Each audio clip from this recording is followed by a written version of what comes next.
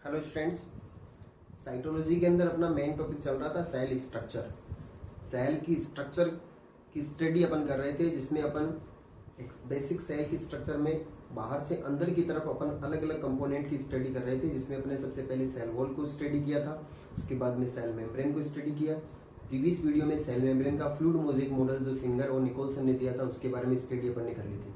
उसके बाद में और अपन इंटरनल पार्ट्स में आते हैं सेल के अंदर। तो इंटरनल सेल मेम्ब्रेन के नीचे आते हैं तो प्रोटोप्लाज्म आ जाता है। उस प्रोटोप्लाज्म के अंदर वेरियस सेल ऑर्गेनिल्स होते हैं। सेल के साइटोप्लाज्म में पाए जाने वाले सेल ऑर्गेनिल्स होते हैं, लाइक दैट माइटोकॉन्ड्रिया है, क्लोरोप्लास्ट है, गोल्जी बॉडीज है, एंडोप्लाज्मिक रेटिकुलम है, राइबोसोम्स, लाइसोसोम्स, न्यूक्लियस, ये सभी कंपोनेंट सेल के इनर पार्ट में पाए जाते हैं। इन कंपोनेंट्स को अपन सेल ऑर्गेनिल्स कहते हैं। तो अब अपन सेल के और अंदर स्टडी करते हैं अपन। तो सेल स्टडी के अंदर सेल ऑर्गेनिल्स का नंबर लेते हैं कि सेल ऑर्गेनिल्स कौन कौन से होते हैं, उनकी सबकी स्ट्रक्चर कैसे होती है, उनको क्या क्या सब नेम्स दिए जाते हैं, उनके क्या फंक्शन होते हैं, इनके बारे में स्टडी करते हैं। तो सेल ऑर्गेनिल्स की स्टडी में सबसे पहला सेल ऑर्गेनिल्स अपन लेते हैं माइटोकॉन्ड्रिया।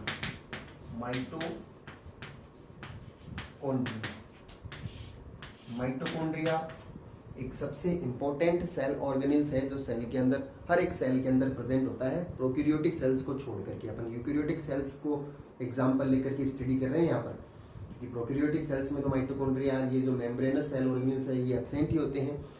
तो यूकैरियोटिक सेल्स में माइटोकॉन्ड्रिया जो सेल ऑर्गेनिल्स है, वो सबसे इंपॉर्टेंट सेल ऑर्गेनिल्स है, जो एनिमल सेल के अंदर सबसे लार्जेस्ट साइज की बात करते हैं तो सबसे लार्जेस्ट सेल ऑर्गेनिल्स होता है। जबकि प्लांट सेल में second largest cell organelles mitochondria होता है। तो सबसे लार्जेस्ट है वो तो प्लांट सेल में क्लोरोप्लास्ट हो जाएगा, सबसे बड़ा क्लोरोप्लास्ट है। उसके बाद में आता है माइटोकॉन्ड्रिया। जबकि एनिमल सेल के अंदर तो क्लोरोप्लास्ट एब्सेंट ही होता है, तो फर्स्ट पोजीशन के ऊपर माइटोकॉन्ड्रिया आ जाएगा, सबसे लार्जेस्ट सेल ऑर्गेनिल्स होता है।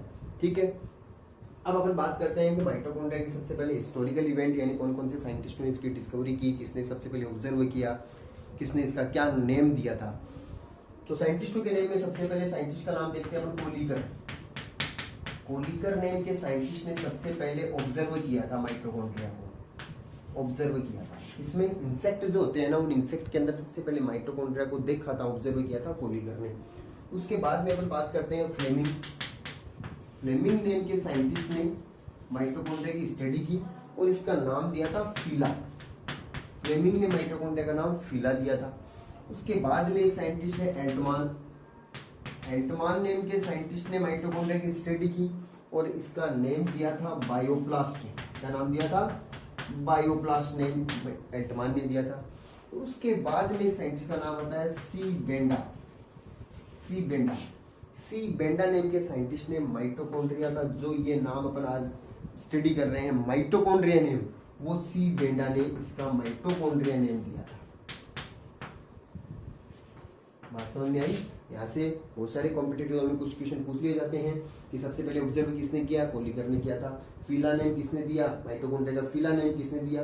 फ्लेमिंग ने दिया था। माइटोकॉन्ड्रिया का बायोप्लास्ट नेम किसने दिया था? एल्टमान ने दिया था। और माइटोकॉन्ड्रिया नेम किसने दिया था? वो हो जाएगा सी बेंडा।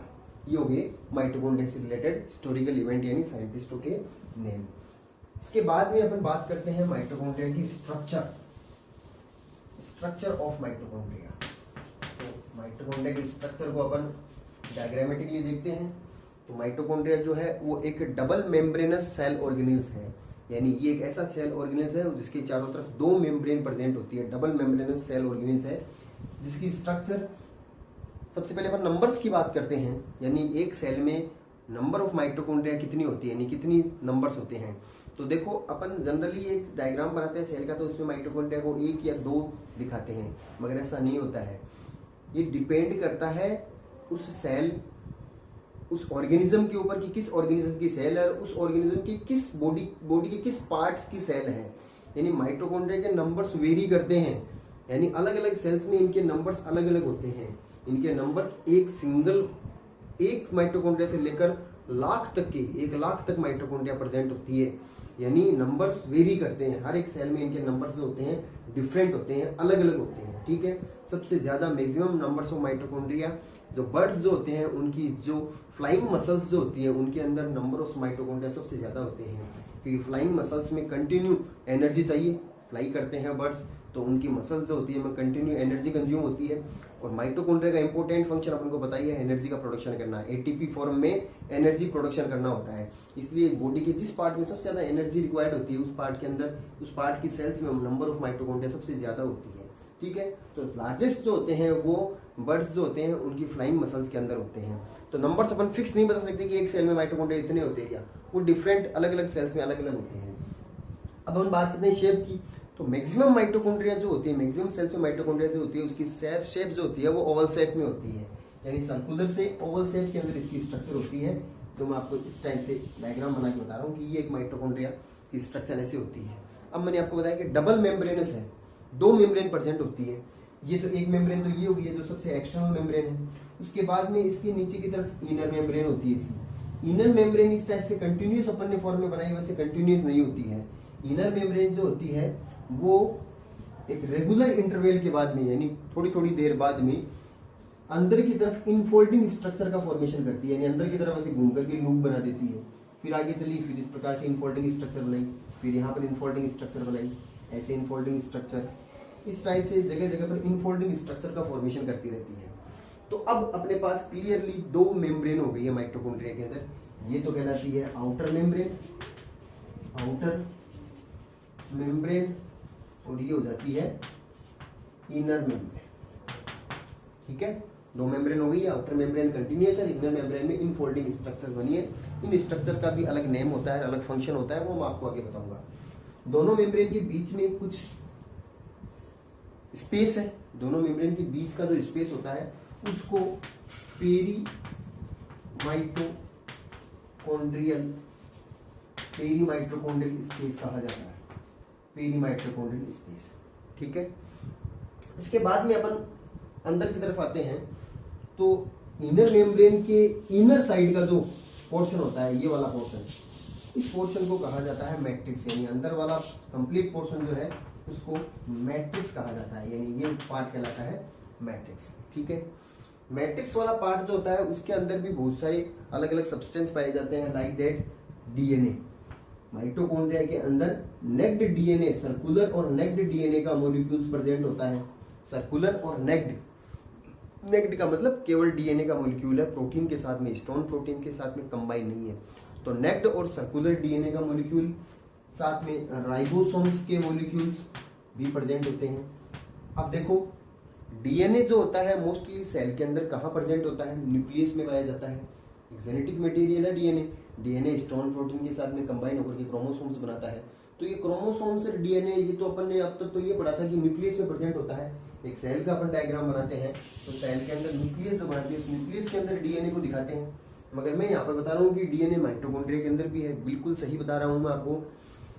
2 सेल ऑर्गेनेल्स ऐसे होते हैं सेल में जिनमें अलग से डीएनए के मॉलिक्यूल और पाए जाते हैं, यानी न्यूक्लियस में तो डीएनए है ही, इसके अलावा डीएनए का एक अलग से सर्कुलर और नेक्ड डीएनए का मॉलिक्यूल और प्रेजेंट होता है। वो 2 सेल ऑर्गेनेल्स में से एक तो माइटोकॉन्ड्रिया और एक है क्लोरोप्लास्ट, यानी खुद का अपना अलग से डीएनए और प्रेजेंट होता है। इसके साथ में राइबोसोम्स, नॉर्मली राइबोसोम्स कहाँ प्रेजेंट होते हैं सेल में, साइटोप्लाज्म में और एंडोप्लाज्मिक रेटिकुलम, उसकी सरफेस पर राइबोसोम्स के मॉलिक्यूल प्रेजेंट होते हैं। मगर 2 सेल ऑर्गेनेल्स ऐसे हैं जिनके अंदर खुद का राइबोसोम्स भी अलग से और है। वो 2 सेल ऑर्गेनेल्स में एक तो माइटोकॉन्ड्रिया और एक क्लोरोप्लास्ट। तो राइबोसोम्स और नेक्ड डीएनए प्रेजेंट होने के कारण ये माइटोकॉन्ड्रिया जो होती है ये अपना रेप्लिकेशन कर सकती है, यानी एक माइटोकॉन्ड्रिया है हूबहू अपनी जैसी दूसरी माइटोकॉन्ड्रिया और बना सकती है। इसलिए माइटोकॉन्ड्रिया और क्लोरोप्लास्ट दोनों सेल ऑर्गेनेल्स को सेमी ऑटोनोमस ऑर्गन कहा जाता है। सेमी ऑटोनोमस ऑर्गन का मीनिंग ये होता है कि इनके अंदर खुद का अपना डीएनए और राइबोसोम्स होने के कारण ये अपने रेप्लिकेट कर सकती है, यानी अपने जैसी दूसरी माइटोकॉन्ड्रिया बना सकती है, इसलिए इनको सेमी ऑटोनोमस ऑर्गन भी कहा जाता है। तो मैट्रिक्स के अंदर नेक्ड डीएनए है, इसे डीएनए को माइटोकॉन्ड्रियल डीएनए या शॉर्ट में एमडीएनए भी कह सकते हैं अपन। इसके अलावा राइबोसोम्स, अब राइबोसोम्स मैंने आपको प्रोकैरियोटिक यूकैरियोटिक सेल्स में डिफरेंस के टाइम पे बताए थे। 2 टाइप्स के राइबोसोम्स, 70S टाइप्स के, 80S टाइप्स के। इनमें से 70S टाइप्स के राइबोसोम्स जो होते हैं ये राइबोसोम्स माइटोकॉन्ड्रिया के मैट्रिक्स के अंदर भी प्रेजेंट होते हैं। ठीक है, इसके अलावा मैट्रिक्स पार्ट के अंदर बहुत सारे रेस्पायरेटरी एंजाइम्स जो होते हैं वो भी प्रेजेंट होते हैं। रेस्पिरेशन से रिलेटेड एंजाइम्स जो होते हैं वो सभी एंजाइम्स माइटोकॉन्ड्रिया के मैट्रिक्स के अंदर पाए जाते हैं। अब देखो इनर मेम्ब्रेन इनफोल्डिंग स्ट्रक्चर्स जो बनाती हैं, जो फिंगर लाइक प्रोजेक्शन है, ये फिंगर लाइक प्रोजेक्शन जो बने हैं इनको कहा जाता है क्रिस्टी। क्या कहा जाता है? क्रिस्टी। यानी ये भी क्रिस्टी है, ये भी क्रिस्टी है। ये जो फिंगर लाइक प्रोजेक्शन बने हैं ना, किससे बने हैं? इनर मेम्ब्रेन के इनफोल्डिंग स्ट्रक्चर बनने से फिंगर लाइक प्रोजेक्शन जो बने हैं इनको क्रिस्टी कहा जाता है। ठीक है, ये क्रिस्टी जो होती है, इस क्रिस्टी के ऊपर ऐसे ग्रेन्युलर लाइक स्ट्रक्चर के अंदर मॉलिक्यूल्स प्रेजेंट होते हैं। ग्रेन्युलर लाइक स्ट्रक्चर, इनकी स्ट्रक्चर्स टेनिस बॉल रैकेट के सिमिलर होती है। यानी एक इस ग्रेन्यूल की स्ट्रक्चर जो होती है ऐसे होती है, इसमें फिलामेंट होता है और हेड वाला पोर्शन होता है। ऐसे बहुत सारे न्यूमेरियस ग्रेन्यूल्स जो होते हैं ये क्रिस्टी के ऊपर, इस इनर मेम्ब्रेन की जो इनर सरफेस है इसके ऊपर ऐसे प्रेजेंट होते हैं। ये वाले मॉलिक्यूल्स जो है ना ग्रेन्यूल लाइक स्ट्रक्चर में प्रेजेंट होते हैं। इन मॉलिक्यूल्स का नेम होता है ऑक्सीसोम, ऑक्सीसोम या F1 particle. F1 particle, F1 particle या ऑक्सीसोम्स कौन क्या होते हैं? जो क्रिस्टी के ऊपर या माइटोकॉन्ड्रिया की इनर मेम्ब्रेन के ऊपर ग्रेन्युलर लाइक स्ट्रक्चर में, यानी ग्रेन्यूल्स का मतलब कण के जैसे ग्रेन्यूल लाइक स्ट्रक्चर के अंदर प्रेजेंट होते हैं, उनको ऑक्सीसोम्स या F1 पार्टिकल्स कहा जाता है। तो इस टाइप से बेसिकली माइटोकॉन्ड्रिया की स्ट्रक्चर ऐसी होती है। ठीक है, स्ट्रक्चर कंप्लीट हो गई। इसके बाद में अपन बात करते हैं, तो बेसिक स्ट्रक्चर माइटोकॉन्ड्रिया की इस टाइप से होती है। अब अपन बात करते हैं माइटोकॉन्ड्रिया के फंक्शंस।